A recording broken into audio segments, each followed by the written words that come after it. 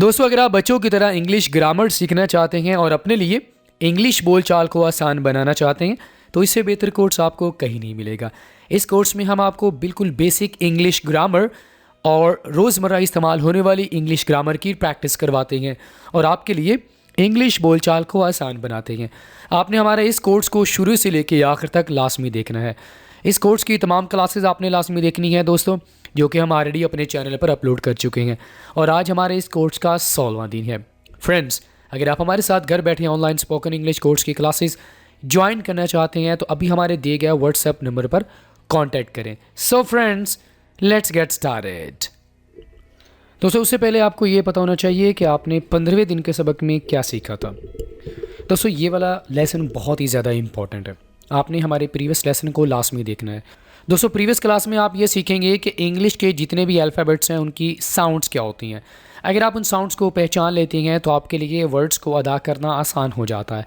हर एक जो लेटर होता है उसके मुख्तलिफ साउंड्स होती हैं और मुख्तलिफ जगहों पर हम उन साउंड्स को प्रोड्यूस कर रहे होते हैं। तो आपने हमारे पिछले सबक को लाजमी देखना है, जिसका लिंक वीडियो के नीचे डिस्क्रिप्शन में बआसानी आपको मिल जाएगा। तो फ्रेंड्स, आज के सबक में हम बात करेंगे डज़, डू प्लस हैव। आपको मैं ऑलरेडी प्रैक्टिस करवा चुका हूँ कि आप डू और डज़ का इस्तेमाल कैसे कर सकते हैं, ठीक है। लेकिन दोस्तों, आज के लेसन में मैं आपको प्रैक्टिस करवाऊँगा कि अगर आप इसके साथ हैव का इस्तेमाल करेंगे तो तब आप डू डज़ के साथ यानी हैव का इस्तेमाल करके आप इसको कैसे डेली रूटीन में यूज़ कर सकते हैं। तो आपने इस लेसन को भी आखिर तक लाजमी देखना है। अगर आप सीखना चाहते हैं कि डू हैव, डज़ हैव को आप कैसे यूज़ कर सकते हैं, कहाँ पर यूज़ कर सकते हैं, तो ये लेसन आपने आखिर तक लाजमी देखना है। सबसे पहले दोस्तों याद रखिएगा, do does, do and does ये दोनों हेल्पिंग वर्ब्स हैं। ऑक्सिलरी वर्ब्स भी कहा जाता है और हेल्पिंग वर्ब्स भी कहा जाता है, ठीक है। ये दोनों क्या हैं? हेल्पिंग वर्ब्स हैं और इनका इस्तेमाल हम कब करते हैं? जब आप मनफी फ़िक्रात बनाना चाहते हैं, नेगेटिव फ़िक्रात, ठीक है, या आप सवालिया फ़िक्रात बनाना चाहते हैं तो आप डू डज़ का इस्तेमाल कर सकते हैं। डू डज़ क्या हैं? हेल्पिंग वर्ब्स हैं। इनका इस्तेमाल कहाँ पर होगा? नेगेटिव। नेगेटिव क्या होता है? जब आप इनकार करते हैं, ठीक है। हमारे पास 3 तरह के सेंटेंसेस होते हैं ना, पॉजिटिव, मुस्बत, मनफी और सवालिया। तो अगर आप इनकार करना चाहते हैं, मैं काम नहीं करता, वो काम नहीं करती, ये इनकारिया फ़िक्रात होते हैं ना, उसके लिए आप इनका इस्तेमाल करेंगे। और अगर आप सवाल करना चाहते हैं यानी सवालिया फ़िक्रात, क्या मैं खाना खाता हूँ, क्या वो स्कूल जाता है, ठीक है, तो उसके लिए आप डू डज़ का इस्तेमाल करते हैं। ये बात आपको समझ आ गई कि डू डज़ का इस्तेमाल आप कहाँ पर करेंगे। ओके, आगे बढ़ते हैं। अब अगर दोस्तों हम डू डज़ के साथ हैव लगा देंगे, डू हैव, डज़ हैव, तब जो है इनका इस्तेमाल थोड़ा सा चेंज हो जाएगा। तब इनका इस्तेमाल क्या होगा?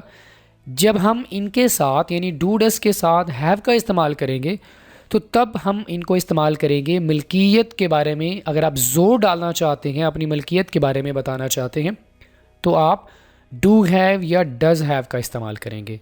बात समझ आ रही है?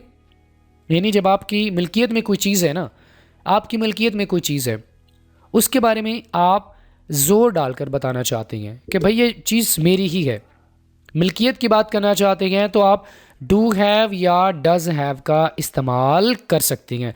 या आप किसी चीज़ के वजूद पर यानी किसी चीज़ के वजूद पर कोई आइडिया आपके माइंड में है, उस पर आप ज़ोर डालना चाहते हैं, किसी टैलेंट पर आप ज़ोर डालना चाहते हैं, तो उसके लिए आप डज़ हैव या डू हैव का इस्तेमाल कर सकते हैं। बात समझ आ रही है? जब हम डू हैव या डज़ हैव यानी हैव के साथ हम डू या डज़ का इस्तेमाल करेंगे तो तब इनका मकसद होगा कि आपकी मिल्कियत में या किसी इंसान की मिल्कियत में कोई चीज़ है, उस पर आप ज़ोर डालना चाहते हैं या आप किसी चीज़ के वजूद पर ज़ोर डालना चाहते हैं, तो आप डू हैव या डज़ हैव का इस्तेमाल करेंगे। ये भी क्लियर हो गया? ओके, आगे बढ़ते हैं। Do does subject, have plus object, negative और सवालिया जो है वो जब आप सेंटेंसेस बनाएंगे तो उसके मुताबिक आप वर्ड्स को आगे पीछे करके आप फार्मूला चेंज कर देंगे, ठीक है। अब यहाँ पर सबसे पहले देखें, डू हैव। नेगेटिव फ़िक्रात बनाना चाहते हैं डू हैव के साथ, सबसे पहले आप सब्जेक्ट का इस्तेमाल करेंगे, उसके बाद डू नॉट, सिंपली आपने नॉट का इस्तेमाल करना है, और उसके बाद आपने हैव का इस्तेमाल करना है, देन ऑब्जेक्ट। फार्मूला भी आपके माइंड में होना चाहिए अगर आप फ़िक्रात को बनाना चाहते हैं, क्योंकि इसी फार्मूले को यूज़ करके आपने सेंटेंसेस बनाना होती हैं, ठीक है। डू हैव नेगेटिव फ़िक्रात कैसे बनाएंगे ज़रा वो देख लेते हैं। फॉर एग्जाम्पल मेरे पास कोई पैसे नहीं है, आपसे कोई पैसे मांगे तो आप जोर डालना चाहते हैं कि भाई मेरे पास कोई पैसे नहीं है। आपने कहना I don't have any money, I do not have any money, मेरे पास कोई पैसे नहीं है। यहाँ पर आप जोर डाल रहे हैं कि मेरी मिल्कियत में कोई भी चीज़ नहीं है। I do not have any money मतलब मेरे पास पैसे नहीं है, या उनके पास घर नहीं है। दे don't have a house, they do not have a house, क्या उनके पास घर है? तो यहाँ पर आप कह सकते हैं no they don't have a house, उनके पास घर नहीं है। यहाँ पर आप जोर डाल के बता रहे हैं कि उनकी मिल्कियत में ये चीज़ नहीं है। ठीक है। We do not have a car, हमारे पास कार नहीं है। I do not have a car, मेरे पास कार नहीं है। We do not have a laptop, हमारे पास लैपटॉप नहीं है।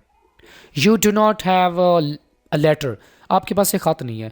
तो अगर आप इनकार करना चाहते हैं, सिंपली आप डू नॉट हैव, अपने माइंड में स्ट्रक्चर को रखें।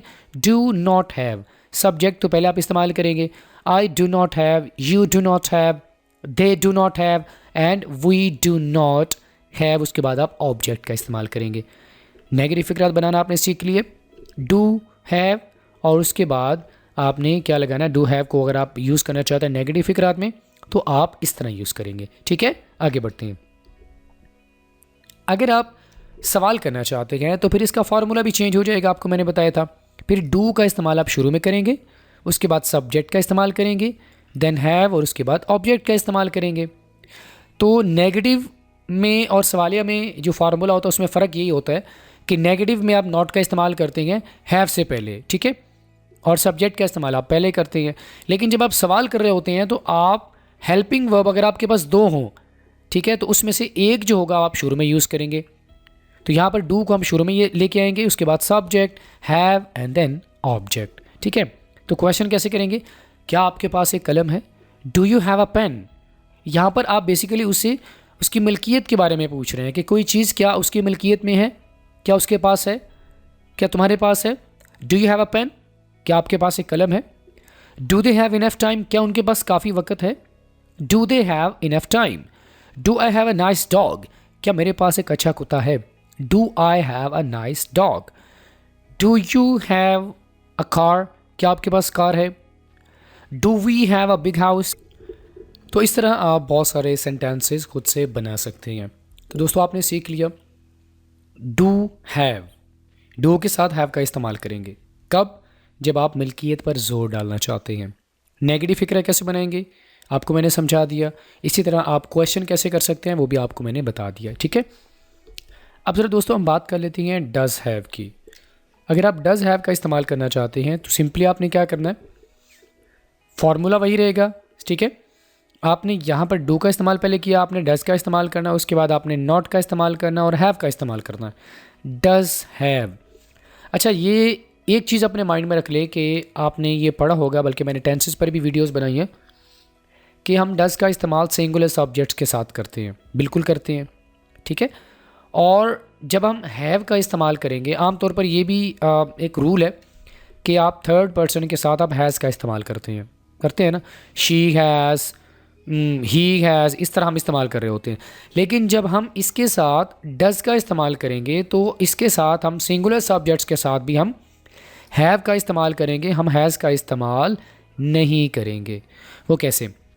उसके पास लैपटॉप नहीं है, he does not have a laptop. अब यहाँ पर आप ये नहीं कहेंगे कि सर सिंगुलर सब्जेक्ट्स है तो आप हैज़ लगाओ, ही does not has a laptop, ये गलत हो जाएगा फ़िक्रा आपका। ठीक है, आप कभी भी ये नहीं कहेंगे, ख़ासकर जब आप डज़ के साथ यानी इस तरह आप फ़िक्रा बना रहे होंगे तो आपने ये नहीं कहना ही डज़ नॉट हैज़। ठीक है, she does not have a car, उसके पास एक कार नहीं है, she does not have a car. Alia does not have money, Alia के पास पैसे नहीं हैं। तो दोस्तों आपको समझ आ गया किस तरह आप फ़िक्रात बना सकते हैं, नेगेटिव फ़िक्रात किस तरह आप बना सकते हैं। ही does not have a laptop, she does not have a pencil, Alia does not have money, Alia के पास पैसे नहीं हैं। ही डज़ नॉट हैव बुक्स, उसके पास किताबें नहीं हैं। ही does not have a mobile, उसके पास मोबाइल नहीं है। तो आप बहुत सारे सेंटेंसेस बना सकते हैं, बस मेक श्योर करें कि आपने यहाँ पर हैव की जगह पर हैज़ का इस्तेमाल कभी भी नहीं करना। तो समझ आ गई दोस्तों कैसे आप, अब यहाँ पर देखिए बेसिकली मिल्कियत की बात ही हो रही है ना, कि आप अपनी मिल्कियत के बारे में बता रहे हैं। ठीक है, आप इनकार कर रहे होते हैं या आप सवाल कर रहे होते हैं तो ये मिल्कियत ही है। तो नेगेटिव फ़िक्रात कैसे बनाते हैं ये आपने सीख लिए। ओके, अगर आप सवालिया फ़िक्रात बनाना चाहते हैं तो डज़ को शुरू में लिखे हैं, does subject have and plus object. ठीक है, अब यहाँ पर देखें, does she have a car, क्या उसके पास एक गाड़ी है। Does Sana have a car, अब यहाँ पर आपने हैव का इस्तेमाल ही करना है, हैज़ का इस्तेमाल आपने नहीं करना। ठीक है, कि यहाँ पर हम डज़ का साथ इस्तेमाल कर रहे हैं, तो अगर डज़ ना होता तो फिर हम कभी भी शी हैव ना कहते बल्कि हम शी हैज़ कहते। Does she have a car, क्या उसके पास एक गाड़ी है। Does it have a tail, क्या उसकी एक दुम है, यानी बिल्ली की दुम है। Does Ali have a bag, क्या अली के पास एक बस्ता है। तो यहाँ पर हम ज़रूरी नहीं है कि हम ही और शी का इस्तेमाल करें, हम नाउन का इस्तेमाल भी कर सकते हैं। Does Ali have a bag, क्या अली के पास एक बस्ता है। तो फ्रेंड्स आपको समझ आ गया कि आप डू हैव और डज़ हैव का जब आप इस्तेमाल करना चाहते हैं तो आप कैसे करेंगे। इनका मकसद क्या होगा, मिल्कियत के बारे में बात करना। ठीक है, और डज़ और डू का इस्तेमाल हम कहाँ पर करते हैं, नेगेटिव और सवालिया फ़िक्रात में। ठीक है, ये बात आपको समझ आ गई है। आगे बढ़ते हैं। अब यहाँ पर आप कुछ मिस्टेक्स वगैरह देख लें, ये कॉमन सी मिस्टेक है। She does not have a car, ये तो ठीक है, she does not have a car, लेकिन अगर आप ये कहेंगे ना she does not to have a car, तो ये सेंटेंस गलत हो जाएगा। आपने नॉट के बाद टू नहीं लगाना, ये गलत है। ठीक है, she does not to have a car, गलत। ही डज़ नॉट हैव की, उसके पास चाबी नहीं है। He does not to have key, मतलब आपने हैव से पहले टू नहीं लगाना वरना आपका सेंटेंस गलत हो जाएगा। ठीक है, Sana does not have a mobile, Sana के पास मोबाइल नहीं है। Sana does not to have, अगर आप टू लगा देंगे तो सेंटेंस आपका गलत हो जाएगा। इसी तरह आपको मैंने ये भी बताया कि आप जब डज़ का इस्तेमाल करेंगे तो आपने हैव का इस्तेमाल करना है, आपने हैज़ का इस्तेमाल नहीं करना। ये बात आपको समझ आ गई है, गुड।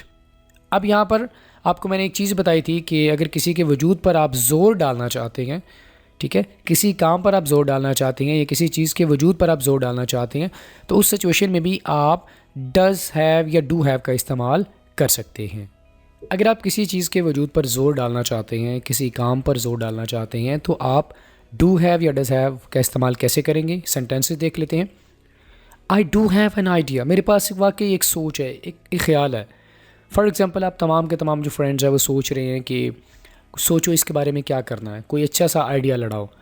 तो आपसे कोई पूछे कि आपके पास है, आप कह सकते हैं yes I do have an idea, मेरे पास वाकई एक सोच है, एक ख्याल है। तो यहाँ पर आप जोर डाल रहे हैं किस पर, आइडिया पर। आइडिया पर आप जोर डाल रहे हैं कि मेरे पास वाकई एक अच्छी सोच है, मेरे पास एक प्लान है। ठीक है, और देखें he does have a point, उसके पास वाकई एक नुक्ता है।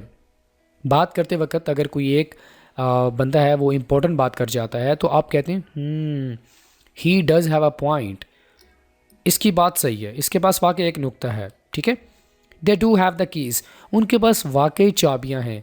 They do have the keys, they do have, यहाँ पर आप डू हैव का इस्तेमाल कर रहे हैं, जोर डाल रहे हैं किस पर, कीज़ पर जोर डाल रहे हैं। ठीक है, she does have a unique talent, उसके पास वाकई एक मुनफरिद सलाहियत है। तो यहाँ पर आप लड़की के टैलेंट पर क्या कर रहे हैं, आप जोर डाल रहे हैं, तो उसके लिए आप डज़ हैव का इस्तेमाल कर रहे हैं। ये तो आपको पता होगा कि डज़ और डू का इस्तेमाल आप कौन से सब्जेक्ट्स के साथ करते हैं। डू का इस्तेमाल प्लूरल सब्जेक्ट्स के साथ, डज़ का इस्तेमाल आप सिंगुलर सब्जेक्ट्स के साथ करेंगे। तो यहाँ पर आपने जोर डाला किस पर, उसके टैलेंट पर। तो फ्रेंड्स आपको क्लियर हो गया कि किस तरह आप किसी काम पर जोर डाल सकते हैं या आप जो है ना किसी चीज़ के वजूद पर आप जोर डाल सकते हैं। तो इस तरह आप डू हैव या डज़ हैव का इस्तेमाल कर सकते हैं। ठीक है, अब यहाँ पर कुछ इंपॉर्टेंट बातें हैं वो आप अपने जहन में रख लें। डू और डज़ का इस्तेमाल आप सिर्फ ज़माने हाल में, ज़माने हाल से मुराद क्या है, प्रेजेंट इंडेफिनिट टेंस। ठीक है, प्रेजेंट इंडेफिनिट टेंस यानी प्रेजेंट सिंपल। ठीक है, इससे मुराद ये होगा, ये हो गया ज़माना हाल में, सिर्फ आप मनफी और सवाल करने के लिए इसको हम इस्तेमाल करेंगे। ठीक है, प्रेजेंट इंडेफिनिट टेंस में हम नेगेटिव और क्वेश्चनिंग सेंटेंस बनाने के लिए हम डू और डज़ का इस्तेमाल करेंगे। नंबर 2, अगर आप सवाल करना चाहते हैं तो आप इन दोनों से मुराद डू एंड डज़। ठीक है, डू और डज़ को आप शुरू में लेके आएंगे, ये एक फार्मूला अपने माइंड में रखेंगे। उसके बाद हैव का इस्तेमाल करते वक्त फेल के आखिर में आपने एस का इस्तेमाल नहीं करना। आपको मैंने रूल बताया था, ये भी एक रूल अपने जहन में रखें कि जब आप हैव का इस्तेमाल करेंगे तो आपने एस का इस्तेमाल फेल के आखिर में आपने नहीं करना, यानी वर्ब के आखिर में। उसके बाद आपने जब डज़ का इस्तेमाल करना है, आपको मैंने बताया था डज़ का इस्तेमाल जब आप करेंगे तो आपने हैज़ का इस्तेमाल नहीं करना। कैसे? She does not has, he does not has, इस तरह आपने बिल्कुल भी नहीं कहना, बल्कि she does not have, he does not have, इस तरह आपने कहना है। तो ये इंपॉर्टेंट पॉइंट्स भी आपको समझ आ गए। ऑलराइट फ्रेंड्स, इसी के साथ ही आज की हमारी क्लास यहीं पे मुकम्मल हुई है दोस्तों। I will see you in the next video lesson. Till then, अल्लाह हाफिज़।